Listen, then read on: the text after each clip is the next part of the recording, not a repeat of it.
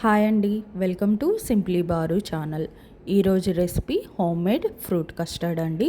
చాలా ఈజీగా అయిపోతుంది. వీడియో మొత్తం వాచ్ చేయండి, ఎక్కడ స్కిప్ చేయకుండా. ప్రాసెస్లోకి వెళ్ళిపోదాం. నేను ఇక్కడ స్టవ్ పైకి ఒక ప్యాన్ తీసుకున్నానండి. పాల గిన్నె ఇది. ఇందులోకి 1/2 లీటర్ వరకు మిల్క్ తీసుకుంటున్నాను. వాటర్ అనేవి మిక్స్ చేయకుండా ఈ పాలని గంటితో తిప్పుకుంటూ ఉడికించుకోవాలన్నమాట. మీడియం ఫ్లేమ్లో పెట్టుకొని ఉడికించుకోవాలన్నమాట. పాలు అనేవి స్లోగా పొంగుతున్నాయి కదండి. ఈ పొంగే పాలల్లోకి నేను 4 స్పూన్స్ వరకు షుగర్ యాడ్ చేసుకొని మళ్ళీ బాగా కలుపుకుంటానన్నమాట.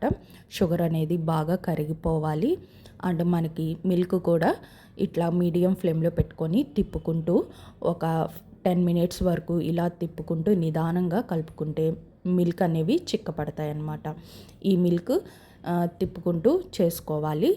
ఈలోపు నేను కస్టర్డ్ పౌడర్ని వేరొక బౌల్లోకి తీసుకుంటున్నాను, 1 స్పూన్ వరకు.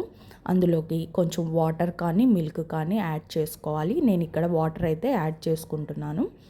యాడ్ చేసుకొని పల్చగా కస్టర్డ్ వాటర్ అనేది ప్రిపేర్ చేశాను అనమాట. ఈ కస్టర్డ్ వాటర్ని ఇప్పుడు మనం బాయిల్ అవుతూ ఉన్నాయి కదా, మిల్క్లోకి వేసేసుకొని వెంటనే బాగా కలుపుకోవాలండి.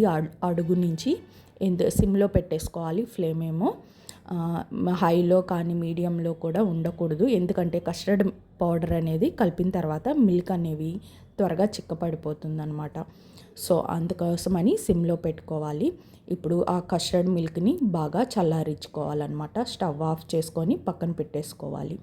ఈలోపు నేను నాకు అవైలబుల్గా ఉన్న ఫ్రూట్స్ని కట్ చేసి పెట్టుకుంటున్నాను. నేను ఇక్కడ బనానా, యాపిల్, జీడిపప్పు, ఎండు ద్రాక్ష అండ్ డ్రాగన్ ఫ్రూట్, పప్పాయ కూడా వేసుకుంటున్నానండి. సో మనకి అవైలబుల్గా ఉన్న ఏ ఫ్రూట్స్ అయినా వేసుకోవచ్చు.